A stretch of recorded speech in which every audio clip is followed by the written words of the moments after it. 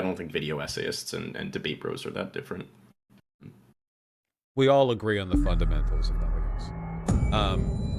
Yeah, so I guess when you envision, like, the left engaging in politically efficacious behavior and making a difference, I mean, how do you envision that taking place?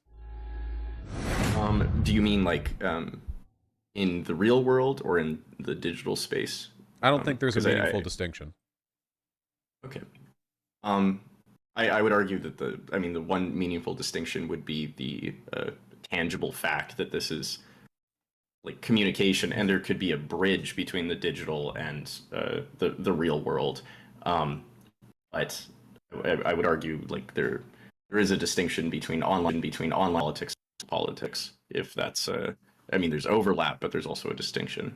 If it, does that would you agree or Oh, when it comes to advocacy, I mean, any mechanism for communication, it all seems to fit in the same sort of blanket to me, right?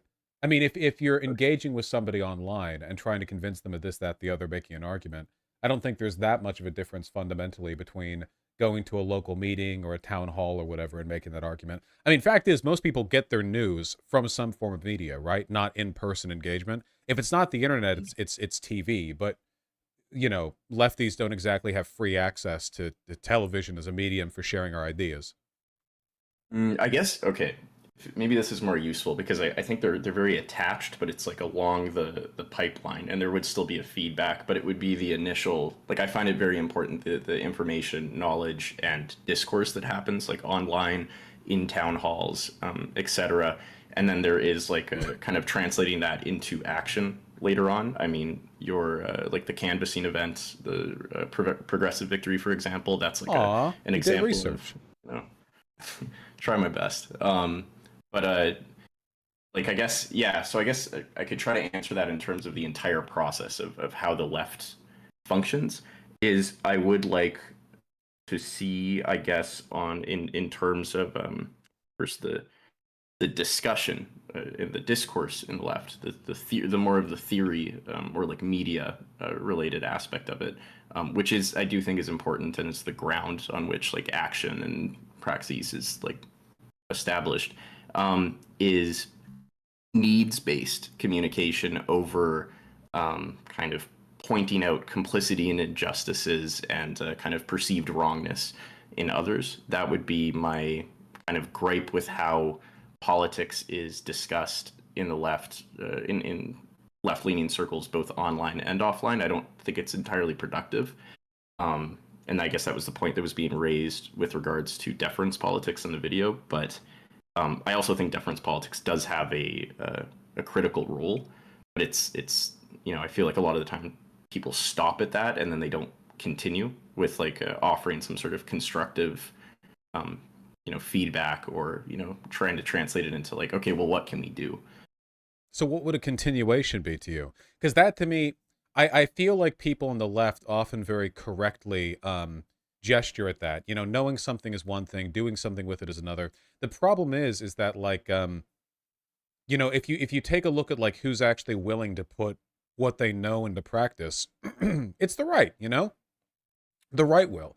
The right will go online and get radicalized, you know, with a bunch of ludicrous fear-mongering nonsense, and then they'll go and do a bomb threat or show up at a PTA meeting and scream about how trans people are raping children or whatever.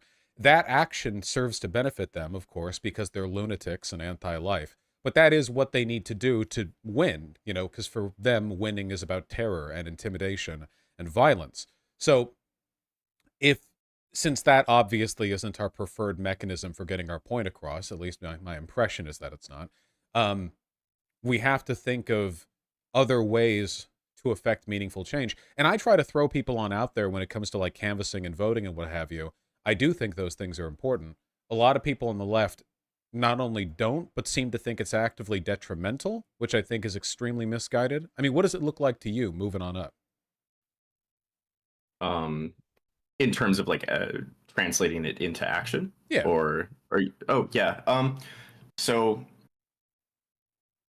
I think I'll just say like at the base level in a very simple way. Like I think that it should involve like specific channels of um, where there's issues at like local political levels where people can literally just like influencers can use their influence to direct people to specific organizations or areas that are, they can, organize, they can volunteer, they can send money to. People already do that. That's not it's not, definitely not saying that that doesn't happen. But at least what I observe is that the extent to which that happens, in comparison to the amount of influence influencers have, it could be happening a lot more. And I think it's limited by sort of the drama or sort of like a squabbling, I think, that goes on that is apparent in streaming circles with video essayists. Um, and I think more generally, there's I came across this idea while I was trying to like figure out this new video, but Sartre, like his idea of like seriality, where you have like he noticed there was a lot of like leftist groups that just had general grievances, and they were kind of fighting for the same thing, but there wasn't a lot of organization. And he came up with like the idea of seriality, where it's in like a shared social space. There's lots of actors going towards specific goals, and it sometimes looks like collective action, but it's not quite like organized. And there's this scarcity mentality where they are all at the end of the day trying to fight for a specific resource. So I think online, especially content creators that are on the left, the resource that they're fighting for would be attention. There's a scarcity of attention, and you have to capture that.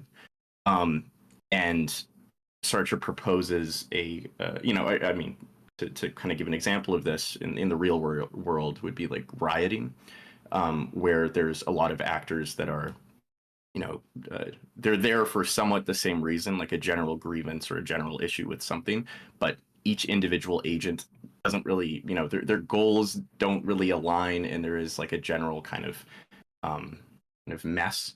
And I think online a good example of that is like when characters like Andrew Tate emerge. It's almost like a riot like energy on the left, where everybody wants to like get their punches in and everything, as they should. But to the extent to which that's constructive, there is a point where people start, I think, repeating lines and repeating things, and that's where I think there's a lot of wasted energy and attention. And then Sartre proposes group praxis, which is kind of the end of this scarcity mentality. And it's where, despite certain differences and grievances, and it's going to sound very cliche, that there is still some sort of like general organization amongst a group of people that they're working towards. So that's like very like kind of abstract, but I also don't think it's like a super absurd proposal. Yeah, I mean, I think that like some people would interpret this as collusion, but I think it's just like a very basic level of cooperation. The incentive structures online are naturally competitive, even for people within the same political circle. Like you said, attention is a scarce resource that people fight over. Even when people get along with each other, like in a social sense, yeah, you got content creators who are friends with each other. Obviously, the first person to put out a video on a given subject is going to get a boost in attention for it. Like there's always an adversarial element to the relationship, which is unfortunate. It happens to the right too. It's a little inevitable. Um, I think I think what I'm trying to strive for with the canvassing stuff is the idea that you have to stress modes of engagement that are non-adversarial by nature. The progressive victory stuff, for example, doesn't like really serve to benefit me or anyone. I mean, it does maybe like for attention, like you can say, oh, I helped so-and-so with the canvassing, but generally speaking, it's not as beneficial to the bottom line metrics as like putting out a video would be, which directly, it sort of enriches me through monetization.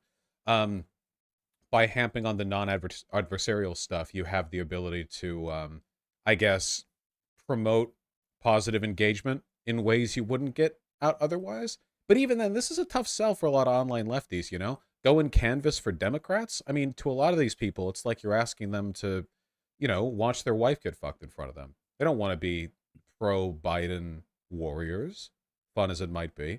I have so much trouble getting people to move in the direction of pragmatism in this space. They think it's cuckoldry. Yeah, I mean that's why I'm very much advocating for the idea of like needs-based communication, where it's difficult to kind of sway people that are a lot more like more extreme left-leaning, like the Bernie or bust crowd, and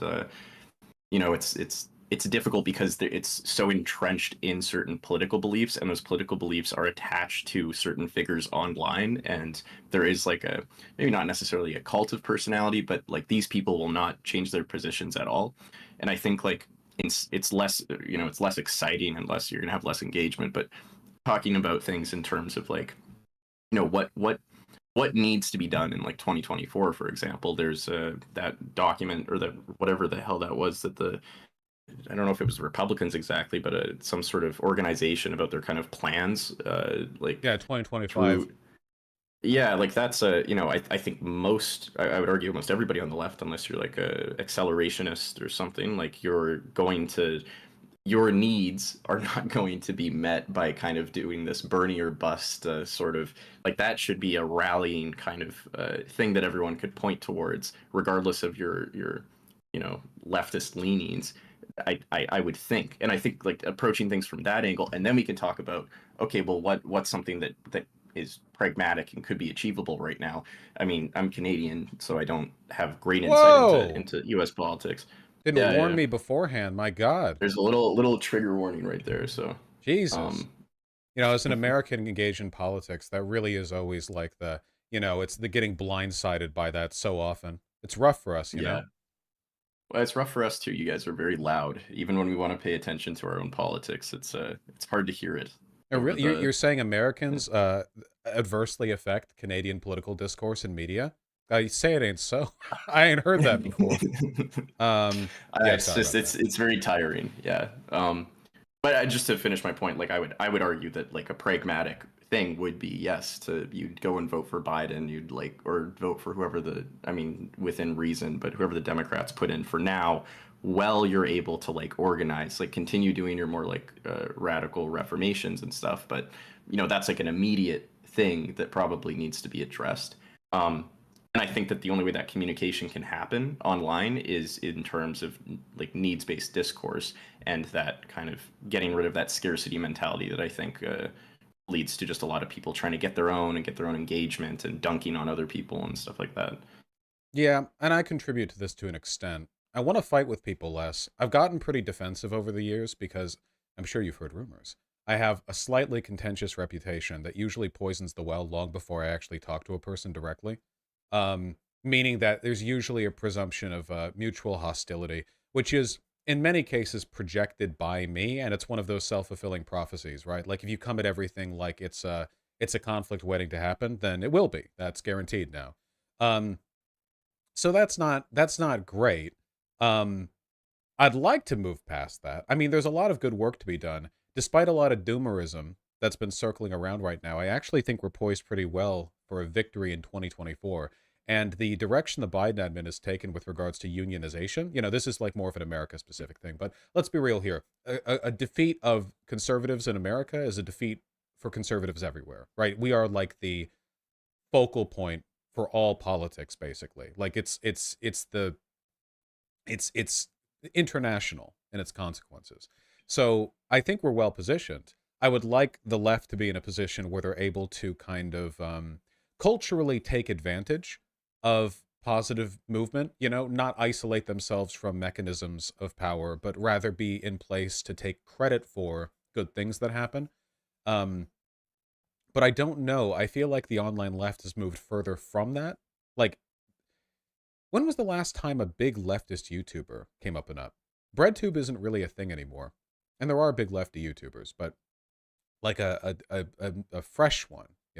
Adam something got big after me. I mean, I know he watched my content before something, and he's quite large. But I don't know. I wonder if this is all getting folded into like the TikTok space, or maybe if there's just less of a market for being lefty and more of a market for either being sort of politically disaffected populist or just being like a social democrat who likes Biden. I don't know where people go from here. Yeah, yeah. I mean, I think there's maybe a little bit of apathy or confusion, which is I think that's what No I'm trying direction. to focus on. Yeah, yeah, and I mean that's what I'm trying to focus on. It goes back to I think that seriality where it's a lot of people working generally towards kind of the same thing, but not really, and not enough organization. But I just wanted to go back to the when you were talking about like your interactions online, and especially like the emails we had. You mentioned some regret in your tone because a lot of your um, activity online is inherently antagonistic or unfriendly, and it was somewhat of a surprise. And that made me, I felt kind of bad because I would say most of my interactions online are pretty positive. I'm in a different space. And I would just like to, if you could elaborate on that observation, like a little bit, and just your experience with that, With what specifically? with negative, like the kind of vitriolic or negative kind Oh of yeah, sorry. interactions online. Yeah, yeah. Momentary brain blip. Yeah, I think that a lot of people on the left kind of treat this space online as a social space primarily. So if you don't like a person interpersonally, it the political advocacy kind of dies there. Infighting and drama is everywhere. I mean, with the ousting of Kevin McCarthy just a couple of days ago, it's pretty clear that even at the highest levels of power, the Republicans aren't immune to it. But I think that a lot of it in our space has to do with that social space conflation. The idea that I might be personally unsavorable and therefore not a worthwhile political ally. Something that I don't believe. There are lots of people on the left who I consider to be personally distasteful, but I'm still willing to work with them on some shared marginal goal or interest. Like there's something of value to push for there. And that's not always fun or cool or whatever, but it is how we win. And in the absence of that shared assumption, I guess, it feels like the lunch table politics assumption is also self-fulfilling, where if you see everyone operating on the assumption that it's really just whether or not you personally like or dislike someone, you fight, you bicker, you disengage, whatever. That's the whole name of the game. It kind of guarantees that it's always going to play out that way, which is unfortunate. I feel like I should make an effort to move away from that, but I don't know what deliberate actions I could take to do so. Because you can't just start reaching out to people and be like, "Oh, I know that there was a previous assumption of mutual antagonism, but I'm now happy to work with your audience." And I'm talking to somebody who doesn't even do any kind of outreach, so there's not even like a mechanism by which that could happen. It feels like a virtue signal. Yeah, no, I mean, I think this is a good step because this was like maybe an initially antagonistic interaction online that I don't think is like developed into anything worse. So I do think people in general they can if they're good faith, it'll be exposed that they're bad faith if you actually have a genuine discussion with them, or maybe you guys can reach some sort of consensus. And I was curious because you said like in the email also it's your audience tends to like send content that looks like that video essays that are like dunking on debate bros, kind of like the optics of it was especially like that's what that video looked like. Do you like how do you feel about like your kind of audience's expectations in terms of how you engage with the content that you're reacting to? I mean, there have been plenty of cases where people clearly want me to just tear into a video and I just ignore it. I try not to let the audience's expectations taint my perception too much. I mean, obviously, it's not completely avoidable. We're all social creatures. No man is an island. Blah blah. But I try not. I try to like internally correct for that to the best of my abilities. Obviously, even if my decision making is like purely self controlled, like even if I'm fully on the ball when it comes to what I believe and how I handle what I believe and all that crap, there's still the problem that like there's a selection bias in the content that's actually shown to me, right? Where the audience will still like maybe disproportionately show me certain types of content. A good example of this is black separatists. I think that a big problem that we have in the left is that we're very unwilling to acknowledge or deal with reactionary thought when it comes from minorities. Um, this isn't a big problem in the sense of like anti-white racism is equal to anti-black racism, whatever, some stupid horseshit like that. It's nothing like that. It's just a failure in our consistency and our ability to think through these problems. And as we can see in some cases, it really bites us back because you have people like, was it Nick Cannon or Kanye, who says stuff that initially gets picked up by a lot of people, especially black people, who are like, oh, well, this is actually like super based or whatever. And then it goes down a little while, like it runs down the road a little bit. And then it's like, oh, holy shit, wait, this was actually just like fascist ideology, like masquerading as left leaning because it was coming from a member of a minority group, until it reaches a point of obviousness where like no one can ignore it. So I think that's an issue. It's not the biggest issue that we face, not even close. But because it's an issue and it's something that other people tend not to go over, people would throw me a lot of videos being like, hey, here's like a black lefty who's saying some shit that's pretty obviously anti-white. And I look at the video and like, it is?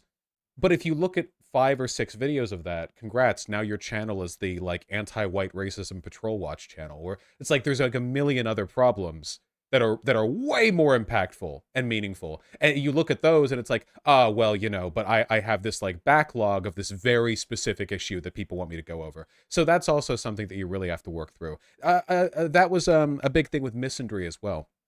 Like, how much systemic sexism do men face? Very, very little, I feel. Interpersonally, some, maybe, but like it's not really comparable. But a lot of the sexist shit that you hear against men from left-leaning women is basically just turf rhetoric that's very slightly disguised. You hear a lot of stuff about like the innate brutish violence that men pose, and a lot of these people end up becoming turfs down the line. It's like, well, how could we have seen this coming? Well, of course they did, because all of their rhetoric was like insanely essentialist from the get-go. It was like there was always a warning sign. So anyway, yeah, what I'm rambling about here, I guess, is the importance of like responsibly cultivating content from the get-go, even if you feel your positions are consistent. The extent to which you commit to a given topic says a lot. Yeah, no, I was gonna actually ask you about that. Like, do you feel like you're like what you react to in terms of these kind of niche, um, kind of novel, but potentially radical or threatening like topics? Do you think it's like proportionate to the actual threat of them? Do you think that maybe the best thing to do is to like you could still cover them, but then like make sure, for example, if you had like a black separatist on, you gave that a lot of attention. I mean, because that is a very like it'll drive a lot of engagement. It's a very like specific issue that or topic that a lot of people aren't really like talking And about. it's Um, scandalous, and it's like, it doesn't get mhm. discussed that much, and it blows out. And then like other people, like well-meaning lefties, will be like, wow, how dare you criticize this black woman in this position or whatever. And then it's like, now it's a whole thing. I do think it's a real weakness in our thinking. We have to be vigilant for reactionary thought no matter where it comes from. But again, it's always like a disproportionate focus thing, right? Because it's like the gamer gators. Like, were you around on the internet back in like 2014 or whatever? I mean, like yeah, loosely like I didn't really follow any of that, but I'm kind of aware of it. That's good. Yeah, you would have. So there were some people on that side of things where they would like, how do I say? There were some female YouTubers at the time who were just kind of doing shitty anti-male sexism. They were marginal and they weren't that loud, like they weren't loud at all. Their channels were quite small. But what these gamergator channels would do is they would hyper fixate on them. You'd have channels with 500,000 subs going after channels with 10K subs, being like, this is the problem with modern feminism or whatever, and just go on and on. And it doesn't matter how right you are in a given criticism, because a component of correctness is the implied severity of another person's incorrectness. And an overfixation on a minor problem can be just as dishonest as an initially wrong take to begin with. Certainly with regards to like social harm, getting 500,000 people to believe that there's some legitimate threat of feminazis destroying masculinity forever, even if it's framed through a criticism of a definitely wrong YouTuber, even if the criticisms are correct, that's more socially harmful than the initial misinformation was. Do you think in terms of like kind of as you said responsibly cultivating content, if you were to give attention to kind of like a sort of radical reactionary you know people that they belong to a specific minority group, then a sort of responsible constructive thing to do in terms of proportion would then to be really try to then cover like other minorities or something like that you kind of agree with their positions. They're not like radical and I'm I don't know how I would give a specific example, but still platforming kind of like a specific like black issues, for example, that are really important to be like, okay, guys, I don't agree with this. Like this is something that is it could be harmful, and we've given enough attention to this, and now we could kind of talk about something more constructive. So it's not just kind of a deconstruction of like something kind of radical niche. It could potentially grow into something worse, but like overall, it's not maybe proportionate. Yeah, I don't want to do the thing where it's like, now that we've criticized this bad black person, let's bring on a good black or whatever. Let's balance it out. Like, here, we Yeah, took this I guy. mean in terms It, of covering issues, yeah, not yeah. specifically In the using people. broader Mhm. discourse, I think a good initial thing to hit it with is never frame it as like the left going too far. When something like crops up in that line, or I have a disagreement with what I consider to be reactionary ideology, I never frame it as or think of it as like the left has gone too far. I frame it as like, well, this is reactionary ideology. And I think that difference is critical, because if you frame it in that way, you don't run the risk of having a group of audience members who think that I'm like one of the good lefties by being willing to, quote, call out that bullshit on their side. There's always a big risk, and you're in trouble when this happens, which is when, like, if you correctly criticize a person on the left and then you see a bunch of conservatives being like, based, you got him. And it's like, whoa, fuck you, you're worse, get away from me. So a good way to avoid that is to like not frame it as internal fighting or like infighting or whatever, but rather as like an identification of these tendencies. But you also have to compensate by appropriately framing these issues. So, like, for example, somebody in chat just pointed out, I had a much discussed disagreement with a black woman on the treatment of white South Africans, which has been litigated endlessly in the years since. But after that conversation, I talked with a land back activist, an indigenous woman, and we had a really good conversation. And I think that to a lot of the people in my audience gave them like a pretty positive impression of what the politics at least potentially are. Like what they can be in good framing. Well, yeah, no, I mean that specifically addressed, I guess, what I was more abstractly talking about. So that's yeah, that's it. I mean, it sounds like you have been responsibly cultivating your content. Um, I guess I'm wondering what was the sort of like frame of mind when you were more like entrenched in a lot of interpersonal drama and interpersonal conflict with people? Was there like an apparent change or shift in your attitude towards the sort of needs and intentions you have behind your platform?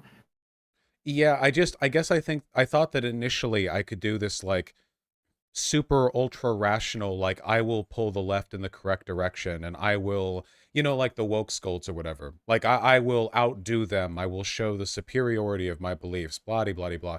And I thought that but of course it doesn't work that way.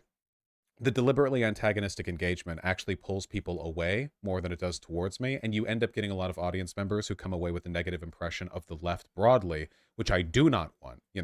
Even if I, as a proper good leftist, think that the left is full of idiots, and sickos. Like, obviously all good leftists believe this about their own side.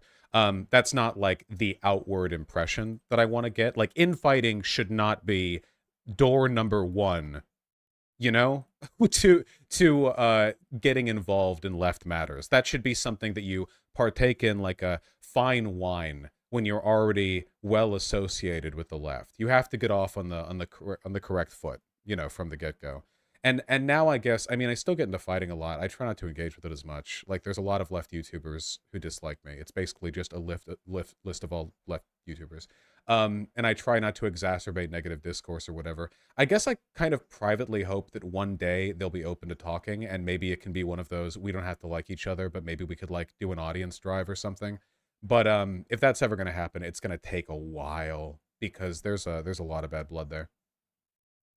How does that just, I mean, maybe it's a bit more of a personal question, but how does that like feel on like an emotional level when you feel like you're like engaged politically in a responsible way, and a lot of people are antagonistic towards you, and I mean, or like, do you feel like you're not being treated fairly, or you're being misrepresented or misunderstood? Um, Yeah, it's pretty frustrating, but I try not to complain about it too much because for the most part, like realistically speaking, this career, as much as it carries frustration, has catapulted me to a degree of success that I would never have dreamed of when I graduated with my sociology degree. So, as frustrating as it is, like keeping things in perspective, it's okay. Like the suffering is balanced out well with a lot of love and positive favors and YouTube AdSense revenue. So I don't want to be super doomer about it. I do think that like it is very frustrating to be misunderstood. And every once in a while I get these like very jarring experiences where I'll see somebody out in the wild, like on Twitter or whatever, who dislikes me, and they will dislike me with a passion that I reserve for the love I feel for a partner. Like their hatred towards me exceeds the feelings that I have towards most anything in my life. I don't understand their passion. And in addition to the passion, like they have no fucking clue what's going on. Like they don't know, like they'll like talk about drama, but they'll misrepresent it. Like they'll factually not get critical elements of it correctly. You know what I mean? Like it seems like they feel very strongly about something they have very scant knowledge of. And when I think of like, well, how do I feel about that? I don't know. I think that in a lot of cases, and I don't want to sound like patronizing when I say this, but I really do believe it. In a lot of cases, I think I feel a little bit bad for them, maybe, because a lot of them seem to be, if we're talking tendencies here, a lot of them are young. A lot of them are very politically disaffected. They feel helpless and powerless. A lot of them are probably much worse off than I am, economically and socially. And they direct their powerlessness towards a small online social space where they can feel like an insider by sharing the opinions of others on social issues, like their opinions towards me. And again, like I don't want to like patronize or whatever, but I do think that really sucks. And I guess I just hope that through me or through some other mechanism, they're able to engage with this stuff in a more healthy way. Like if they could phone bank or canvas or something with a quarter of the passion they have towards disliking me, not only would they get more done like in a real politics sense, but I feel like it'd be a lot better for them emotionally. That's all I want. Yeah, I mean, I think that was the essence of the video I made, was that there's an insane amount of passion and emotion and attention that goes into the interpersonal bickering, I guess. And I mean, there are genuinely serious things that also happen in these spaces. There's like genuine harassment and assaults and stuff like that. And it's not to minimize it, but it is like if everybody is honestly like a good faith actor and they do care about kind of certain main goals in leftist politics, you I would hope that they could somehow channel that energy or passion into constructive dialogue at the very least, and also hopefully like actual political action. Oh yeah, for sure. And again, it would do a lot better. It would do a lot better for them as well. It's something I'd like to put to rest, ideally. Obviously, it's not really possible because if you dislike a person, then everything they have to say gets framed in a negative light. Like if I say, "Oh, I'd like to put all this to bed and get along with people," or like, I may feel wronged by this disagreement, but that doesn't matter. We're going to work together on this. For a lot of people, it's like, he is snakishly trying to avoid culpability for his crimes by presenting a front of positivity. It's like, there's no winning with those presumptions on hand. People will kind of go with it uh, no matter what. So I guess in the meantime, I'm gonna try to instigate that a little less or be a little bit less participatory with it, and try to focus on being a better example. I think that's ultimately like the way you have to be, right? It's about being a good example. Um, I have a lot of respect for some YouTubers who I know for a fact dislike me but never talk about it because I feel like, I mean, there must be some clout in speaking negatively about me, but they have to like, I feel like they're biting their tongue because they want to like focus on being the better example. Like they don't want their engagement online to be defined through antagonism, even if they don't really care for me. And I respect the hell out of that. Not just like in a oh thanks for not bothering me kind of way, but also in like that's a lot of restraint. That's a lot of like clout you're potentially leaving on the table for what? Well, I guess for like principle, that's pretty cool. So I guess I'll try to do that a little. Yeah, like I guess like do you feel like there are certain things that are holding you back from kind of reaching out to people or trying to repair bridges? Well, a lot of them Yeah, have like me like blocked, so that's definitely okay, so there's literal barriers in some way. But for the people that don't have you blocked, I guess. Oh, I mean, I think it's just about giving people good headlines to latch onto, right? I used to do charity streams more often. I want to get back into that. Like I raised like 300K for Palestinian children.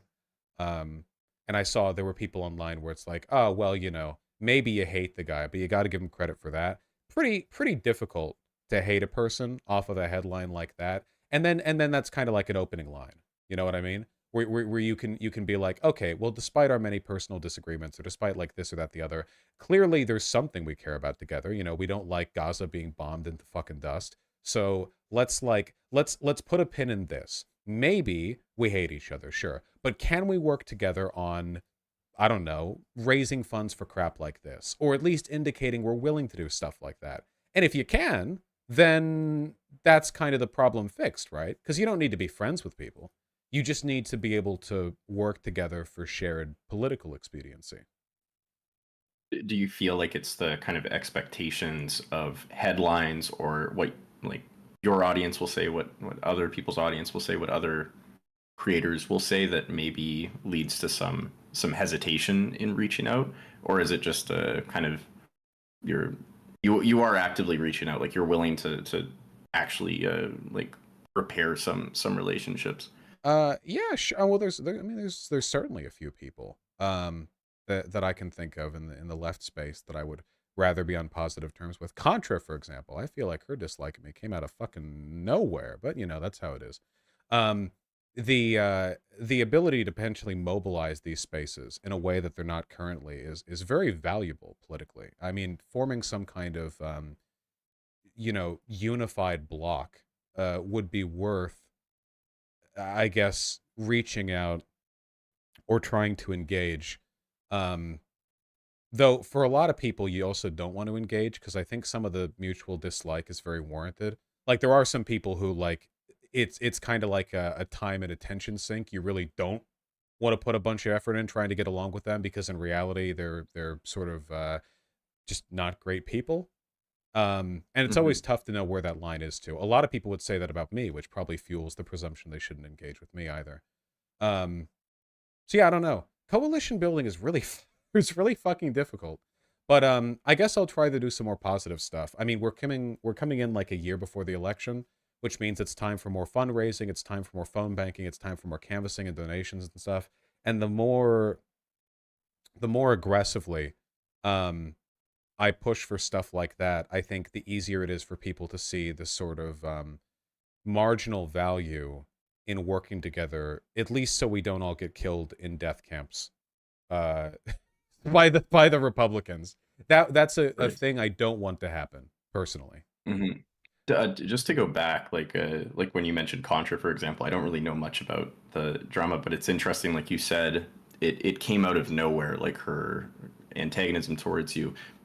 Do you feel like it's like a if it's a misunderstanding or just kind of a random kind of just vitriolic treatment of you? Like, do you think that would warrant, at least if you want that relationship to be maintained or repaired, like it seems reasonable to just like reach out if it just seems like it was a random kind of I don't know if you had before, but something like that because I think for them at least it might be difficult to want to repair relationships if it doesn't seem like the other party is um, supportive of even like trying to understand why there was some antagonism, like if they're what they're saying is just, oh, I don't, it came out of nowhere why they disliked me. I mean, maybe it did. I don't know the exact situation. Yeah, in that case specifically, I think it was like a friend of a friend kind of deal because she had a friend who attacked me and then sexually harassed me on Twitter, and then I argued with her, and then Contra took the side of her friend.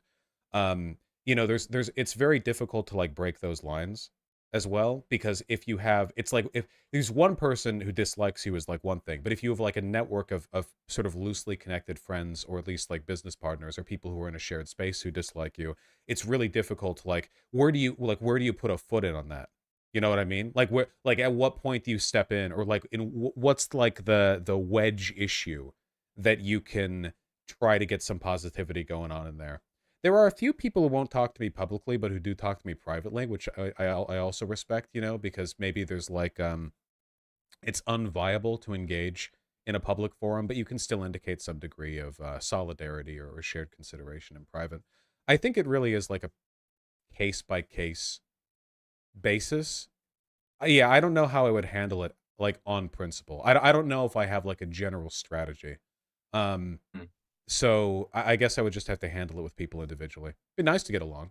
I went to VidCon recently, and Contra was doing a panel there. I didn't show up because I had a feeling my presence there would be interpreted as like mean mugging or whatever. Like, you know, like I am here, I am watching you, or some like psychotic Gamergate tier shit like that. When in reality, I just would have wanted to go to the panel. Um, So so like there, for example, like do you feel like it's expectations of how other people perceive you that kind of limits like your own needs, like which is like maybe to bridge this relationship or something like that. a lot of people do think that my audience is like psychotically like super vitriolic and harassing and doxing or whatever, which is just silly. My audience is full of gay trans weirdos, which is sort of uh picture perfect representation of the online left broadly as an aggregate, the median online lefty. Um, fine people. So if people like perceive some initial threat, obviously it'll increase the likelihood that they're like initially defensive or won't want to get engaged. Or people will think, oh well, he's being nice now, but if ever anything negative happens with him, he'll turn the dogs on me, and then like it'll be 6 months of protracted drama. So it's, there are institutional and social barriers. I understand why they exist. I don't necessarily fault people who dislike me for their existence. It's just a slow process of unwinding a few knots. Hmm. Yeah, and I guess um it would be just initially uncomfortable no matter what, because there are going to be lots of people that are going to say whatever, they're going to have certain sort of expectations about your actions. But like I would hope that if like you're acting in good faith, you want to repair the relationship, that eventually that would kind of dissipate. And like I do think that there is just a general like the uh, might not work with the limitations of this platform, but there is a general kind of guiding principle when it comes to repairing relationships, which is like listening to people, and not in the form of like video essay and then a reaction to a video essay and then, but just like actually talking, or some sort of genuine like live discourse. And it doesn't need to be monetized or anything like that. Like I do think in general in any relationship, um, I'm not a huge fan of this, and I'm seeing it more, especially on the left online. Is just like I will not talk to this person at all. I will not. This person is like literally like a demonic or evil in some way, and it's like they've said this without actually attempting to engage in any sort of dialogue with them to begin with, which I feel is like that's you're going to get a raw and hopefully honest dialogue if both parties are being like honest about what they're doing. But I feel like it's most of these interactions are people pointing out the perceived wrongness of the other person and how they're complicit in injustice, and they're not talking about specifically how they feel about this, and the other person's not actually like listening, I think. No, yeah, for sure. I agree. I think like there has to be like a very strong or specific or well demonstrated reason to just not want to talk to someone like at all. Um the unwillingness to engage with people, even in like okay, well I have issues with you, but here's this or here's that kind of deal, definitely gets in the way of the coalition building. I wonder how much there is a desire for coalition building to begin with, like on principle, right? Because if there is an overriding desire to treat the online left as a purely social space, that definitely gets in the way of, I guess, the sacrifices that have to be made to coalition build at all, right? Like you a person on first principles wouldn't even be pushing for that. Not on first principles, that's not the right use of the term. But they wouldn't even be pushing for that to begin with because Mhm. they're just trying to like maintain and cultivate a nice social space. So yeah, I don't know. I don't want to be doomer about it. I actually feel pretty good right now with regards to like the future of doing stuff on the left. I'm just hoping that there's some kind of progress there. Yeah, and I think any sort of speculation or anticipation in terms of how much people genuinely want to coalition build is kind of not really worth it. Like it's the simple answer is like, well, why don't we just like find out? Like if you honestly want to, if there's certain actors in the space that genuinely want to coalition build, and you are being transparent in your actions and what you're talking about and what you're focused on, that should play out, and your like audience expectations and so forth shouldn't have too much of a say if that's your main goal. If your main goal is to, you know, make a certain amount of money, drive clicks, engagement, like you have to weigh it, because I mean at the end of the day you need to sustain your platform. But it does seem to, at least in my mind, or in my observations, that seems to kind of triumph over any real uh, you know, kind of transparency or just people acting honestly. um I don't know if that made sense. No, no, it does fully, yeah. Yeah. And another big difficulty being, of course, that it can be sometimes pretty difficult, I feel, to balance the uh desire to coalition build with the desire to engage in internal critique. There's a lot of really dumb shit that gets said in the online left. And you know, I feel like it's worthwhile to push back against it sometimes. So doing that while maintaining like a generally positive attitude, you know, that's pretty tough. People take stuff real personal, you know. You don't, clearly. You're willing to talk to me, and I was quite mean to you, which I appreciate very much, by the way. I'd like to believe that if the situation had been perfectly you know, reversed, and you had done as I had done, and so on and so forth, that I would be the same. But you know, I still think it speaks to a strength of character. I do appreciate you talking to me very much.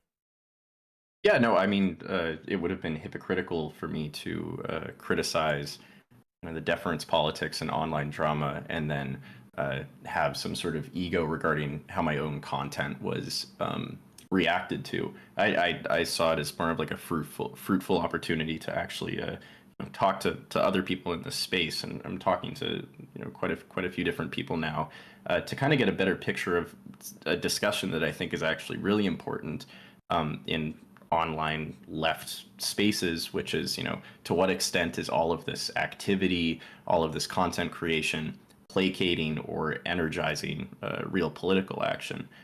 And I think this is, you know, at least for me and my platform, that's a really important question to raise.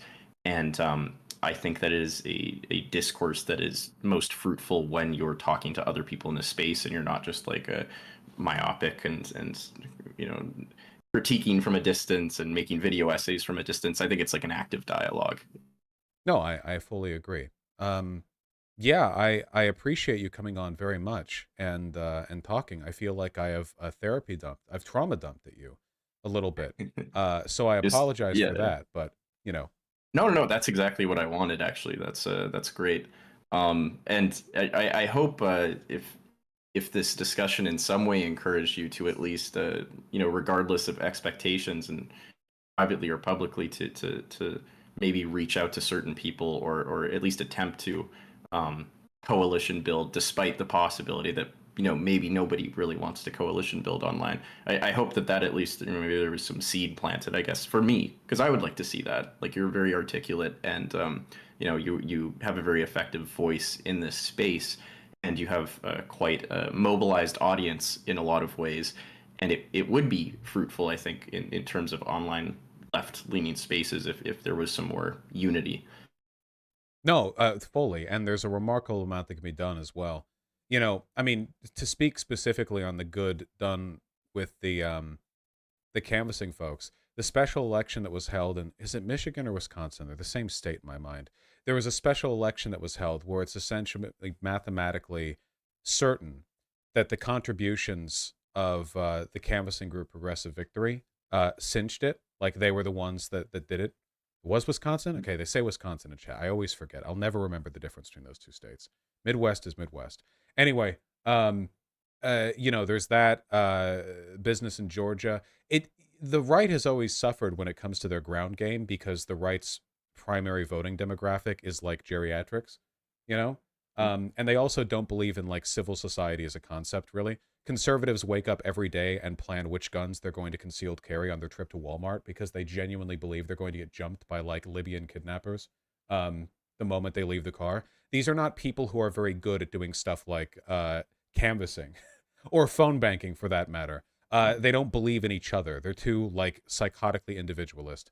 So, you know, we have an advantage in that game. We have an advantage in you know, fundraising. Like Bernie Sanders managed to make a fuck ton of money off of that. There's so much good we can do. So yeah, I don't know. I'm optimistic towards it, and hopefully in the near future, a chance to demonstrate those chops comes up. Mhm.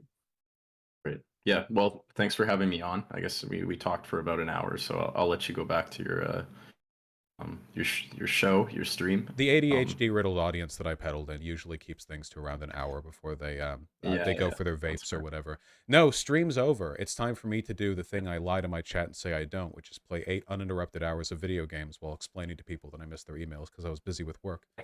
It's been a delight That's having fair. you on. Yeah. I hope we can talk again in the Yeah, me future. too. Yeah, yeah, for sure. All All right. right, Take be well. care. Bye.